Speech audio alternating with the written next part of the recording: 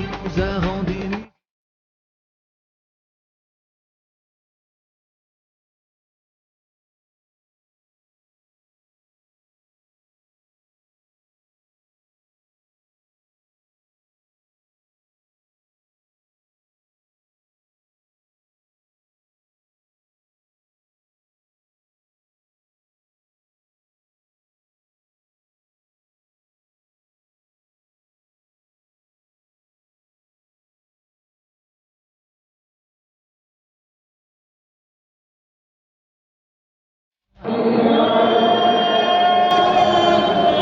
Je vais lire qu'est-ce qu'il dit le texte. L'eau pure et purifiante. L'eau pure, c'est vient de robinet, rivière. Est-ce que l'eau de la mer, c'est pur? Pourquoi on peut dire que l'eau de la mer est pure? C'est invalable pour boire, mais pourquoi on dit c'est pur? Quelle est la mesure? Oui. Et qu'il n'y a pas de choses impures. Parce que la mer, même si il a tombé quelque chose qui est impur dans la mer, qu'est-ce qu'il va faire? Est-ce qu'il va changer quelque chose dans la mer? L'eau de la mer, parce qu'il est énorme, on dit c'est énorme, toujours il est pur. De la pluie, de mer, de rivière. D'accord? L'eau qui doit être utilisée pour la purification rituelle est l'eau pure et purifiante. Est-ce que je peux faire le wudu, l'ablution avec l'eau de la mer? Il est salé par exemple, il est mélangé avec du sel. Est-ce que je peux faire l'ablution, la propreté par l'eau de la mer? Est-ce que je peux faire l'ablution par le thé?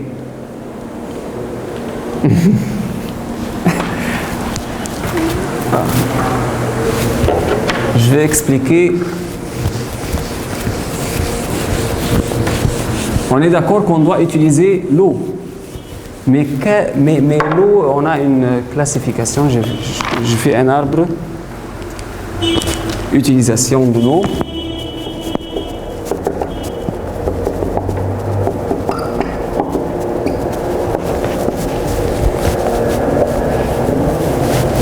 ده خلاص ده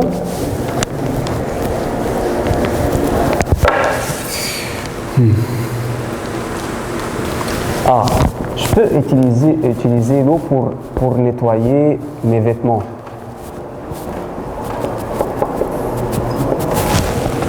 Nettoyer, c'est 2 T ou 1 T? 2 T.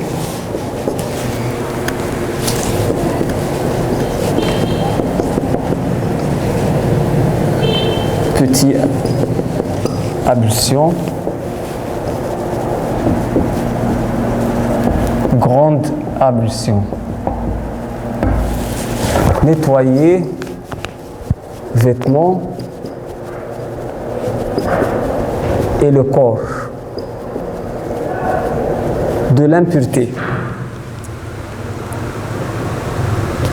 Quelle est la différence entre l'eau de la mer et l'eau et le thé?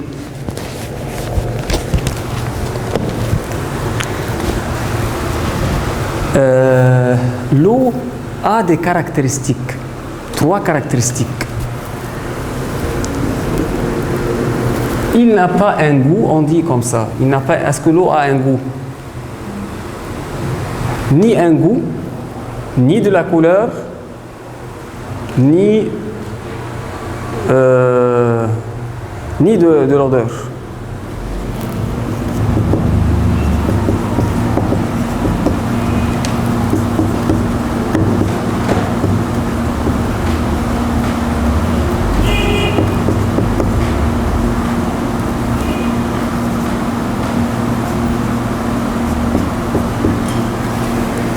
Mais le thé, ici c'est clair la différence entre l'eau de la mer et le thé. Le thé parce que le thé, lorsqu'il a changé par le thé, sa couleur, ça change. Et l'odeur, maintenant, c'est pur. Le thé, c'est pur. Mais est-ce que je peux faire l'ablution avec le thé? C'est pas purifiante. Alors ça, c'est la différence entre pur et purifiante. Le thé, c'est pur. Mais purifiante, c'est-à-dire qui peut nettoyer le musulman. Le musulman peut utiliser l'eau de la mer. Il ne peut pas utiliser le thé. Purifiante, c'est-à-dire où on peut l'utiliser.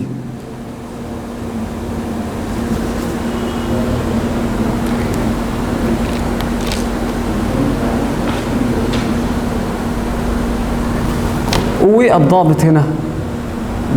la critère ici, c'est quoi? C'est le changement de caractéristiques. Il y a un changement de caractéristiques. L'eau, c'est pas purifiante, c'est pur, mais c'est pas purifiante. Il n'y a pas de changement de caractéristiques, c'est-à-dire pure et purifiante. Alors, les trois caractéristiques, ce sont les critères. On donne des exemples.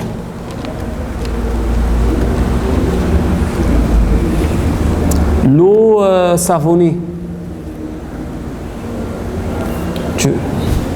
C'est voilà. Pourquoi? La couleur change et l'odeur change. Et l'odeur, voilà. Mais l'eau de la mer,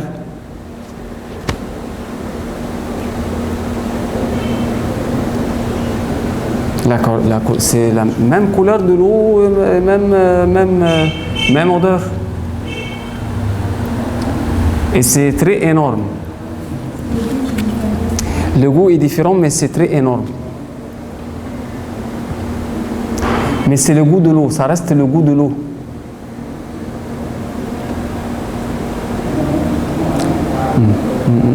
Quoi encore?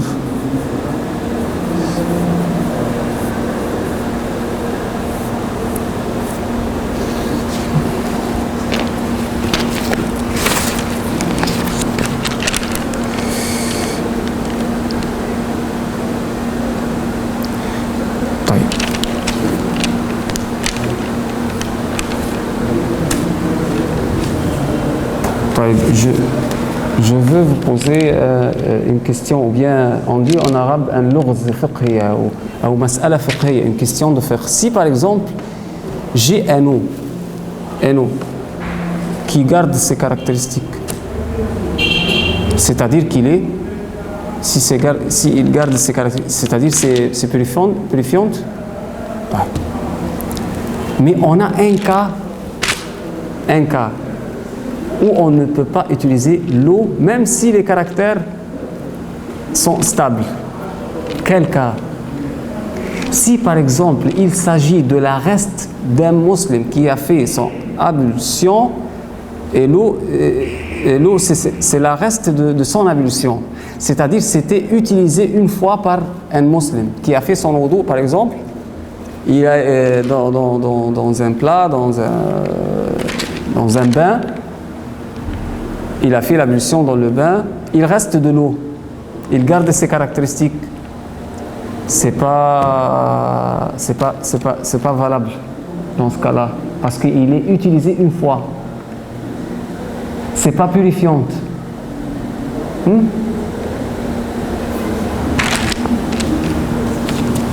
C'est pur dans elle-même, mais pas purifiante.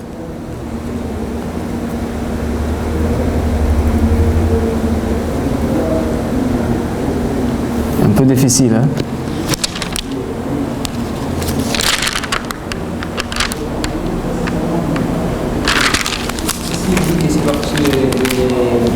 Que l'eau avec les savons,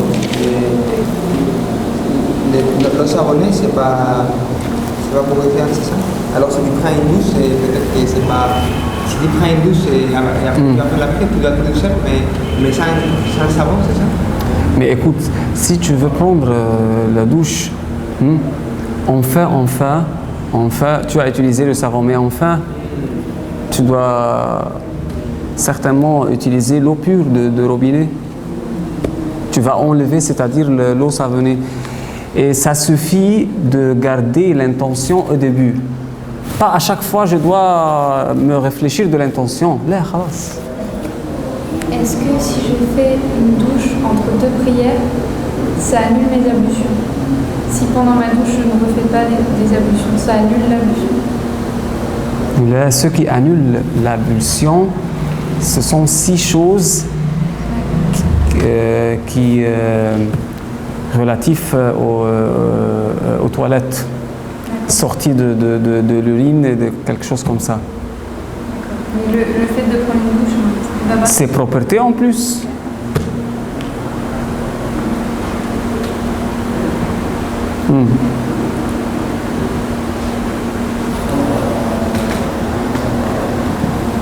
Par exemple, dormir annule l'ablution.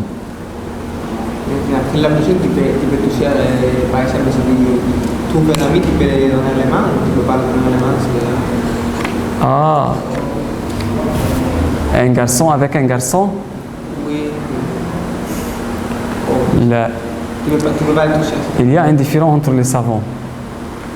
Un différent. Selon les Shafi'i, ils sont les plus stricts. Mais c'est un garçon avec une fille, la question. Avec un garçon, pas de problème, c'est ça. Il n'y a pas de problème. Le garçon avec la fille, même si c'était involontaire, le Shafi'i dit, même si c'était involontaire, ça interrompt l'ablution et ça termine l'ablution. Ouais. Selon Hanafi, il a dit, là, ça n'a rien à voir,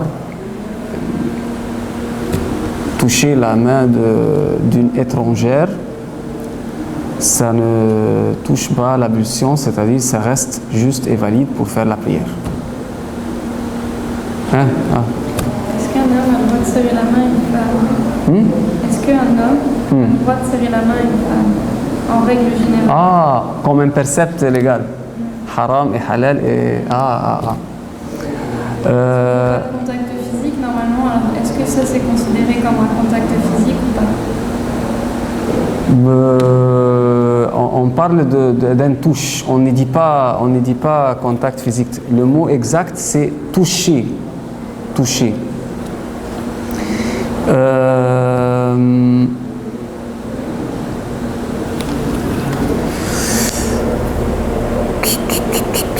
Toucher. Par exemple, vous allez serrer la main à des femmes des fois? Selon Al-Zahiriya, Mazhab Al-Zahiriya, c'est valable en Andalus. Mazhab Al-Zahiriya, il a été diffusé en Andalousie. C'est licite de dire salut ou bien de toucher la main d'une étrangère. Ce madhab, est-ce qu'il est utilisé actuellement? D'actualité? Oui. Quelle région? Par tous les musulmans. Là, concernant les cultes, là, parce que c'est une question. Est-ce que c'est une question de culte? Toucher une étrangère, c'est pas une question de culte. Est-ce que c'est une question de culte? La prière, culte, c'est-à-dire prière, zakat. Parce que lorsqu'on parle d'un mazhab dominant dans un pays, on veut dire le fiqh.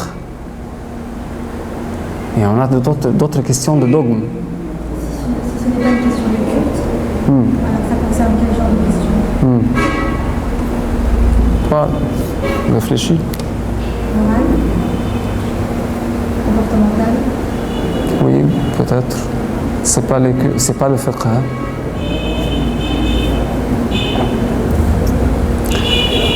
Il y a un différent. En Azhar, il faut réserver, yani, mais on dit un cas de politesse. Si une femme te pose la main À mon avis, je ne peux pas lui dire non, je ne peux pas parce que je suis musulman. C'est impoli. C'est impoli. Est-ce que vous réagiriez pareil si c'était pour vous faire la bise? Par exemple, elle vous tend la joue, ça vous lui dites non, ou vous le faites aussi par politesse? Comment? Si elle vous tend la main, vous allez lui serrer la main. Mais si elle vous tend la joue, est-ce que vous allez lui faire la bise comme ça? C'est différent, c'est très peu probable. Ouais. Oui, parce que la culture. Parce que nous, en France, par exemple. Oui, je connais. Vous voyez? J'ai rencontré un cas comme ça. Quand je travaillais en France, dans un tribunal, je vais ça dans le vidéo, j'ai travaillé dans un tribunal. Et tout à coup, j'ai rencontré, oui, qu'est-ce que j'ai fait? Ça y est, ça va, yani. J'étais religieux aussi. Mais j'ai dit, ça va, c'est une tradition française, yani. À mon avis, c'est à mon avis. C'est à mon avis. Ici, en Égypte, on peut trouver ça entre les artistes. Oui, entre les artistes, c'est normal, c'est coutume entre les artistes, disait comme ça. Je pense que l'intention joue un rôle, la politesse joue un rôle, relation avec Allah joue un rôle, ton statut avec Allah. Ça dépend de chaque personne. Mais en général, on dit là, c'est pas religieux de baiser les comme ça, de saluter de cette façon. Beaucoup de choses entrent, mais nous ne sommes pas comme les salafistes, parce que toujours les salafistes ont deux solutions seulement, ou bien haram ou bien halal. Là, c'est selon sa conscience, selon la situation. Vous-même, vous n'allez pas aller de votre plein gré faire la bise, vous savez, ou serrer la main des gens. Par exemple, c'est pas moi qui désire, C'est ça. qui cherche. Si les gens viennent vers vous et que vous n'aviez pas l'intention à la base de leur serrer la parce main. que, par exemple, je vais utiliser les métros pour se bénéficier. Je veux travailler en France parce que la salutation là-bas, c'est comme ça. Et je veux bénéficier de cette... Voilà, l'intention joue un rôle. Et la politesse, et la situation, et la relation avec Allah, subhanahu wa ta'ala. Coutume française. Si je respecte une coutume de société française, c'est de l'islam.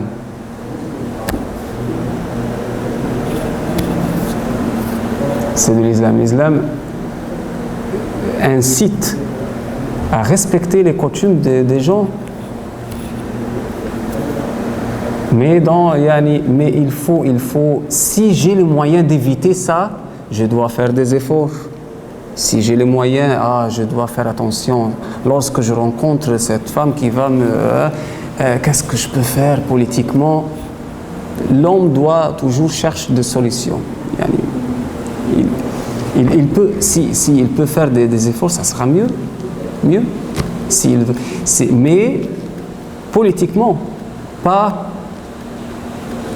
comme ça. Je suis musulman, je ne peux pas.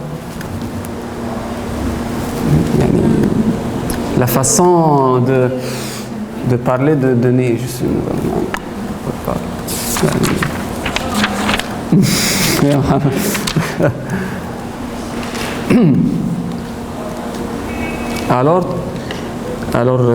salutation, c'est selon les Zahiriya, c'est valable. On a, alhamdulillah, on a un mazhab qui dit c'est valable, c'est les sites, al-Zahiriya, c'est les sites de saluter une femme étrangère avec la main. On a un mazhab, alhamdulillah, un mazhab, un cinquième mazhab. C'est la cinquième, alhamdulillah.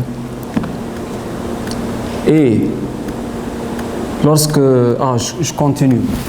Selon les Shafi'i, ils sont très stricts même involontairement, ça interrompt l'ablution. Selon les Hanafites, jamais interrompt l'ablution. Mais la question d'être haram, c'est autre chose. C'est autre chose. L'ablution, c'est pas parce qu'il est haram, ça interrompt pas. Puisque c'est haram, ça interrompt l'ablution, c'est pas comme ça. Là, ça, هذه نقرة وهذا أمر تاني. Ça c'est autre chose. Ça, selon les Malikites, ils ont 4 situations. 4 situations, ou bien ça interrompt l'ablution, ou bien ça n'interrompt pas l'ablution. Il a, premier cas,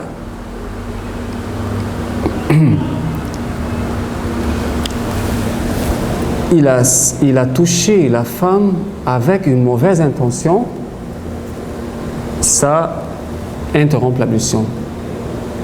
Mauvaise intention, c'est-à-dire un homme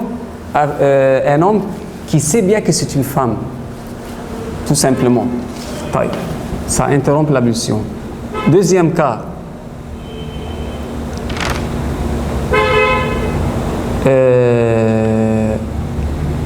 une mauvaise intention et il a senti quelque chose, un sentiment, le sentiment d'un garçon par rapport à une fille, qu'il a besoin de cette fille. Parce que une bonne intention, il a une bonne intention, c'est-à-dire c'est une fille, je vais la toucher pour dire salut, comme si c'est normal. Mais une bonne intention, il a une bonne intention, mais il a trouvé quelques sentiments physiques, ça interrompt l'ablution malgré la bonne intention. Il interrompt l'ablution. Est-ce que c'est clair?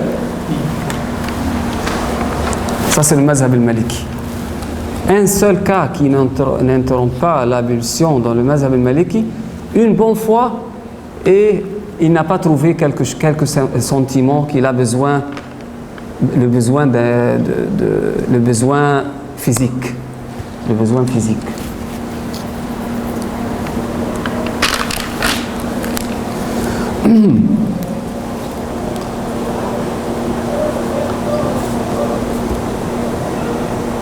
Alors, un petit résumé.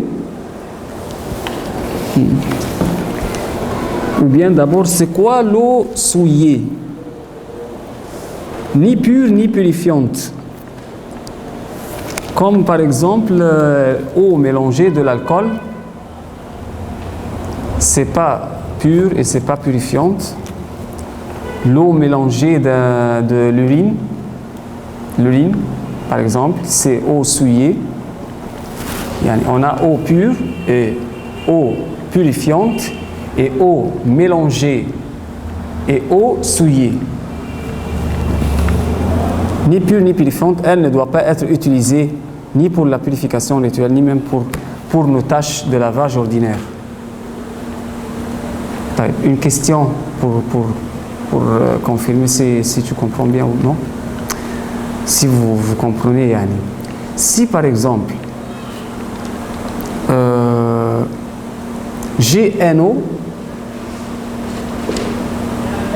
et par l'eau que j'ai eue, je peux laver mes vêtements, mais je ne peux pas faire l'ablution. Quelle est l'eau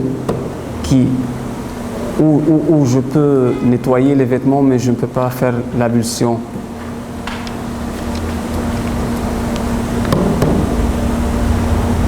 Sabah al-khair, bonjour. Est-ce que ça existe le cas? Oui, avec Un eau pure, Hein? Avec le savon. Oui.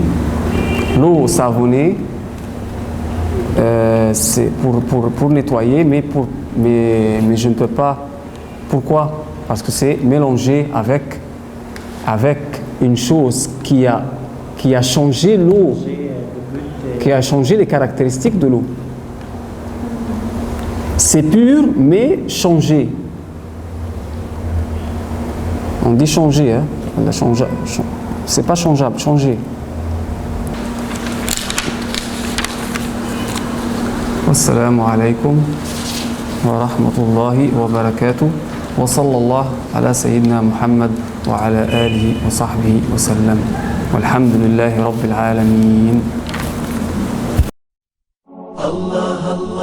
يا ربي الله الله ومن قلبي علي توضى كده من الها صلى الفجر ولف في مصر وحواليها الله الله على الأزهر الله الله الله أكبر أم الدنيا كمان واكتر لو قلت اوصفها أنا مش هنصفها وكفيها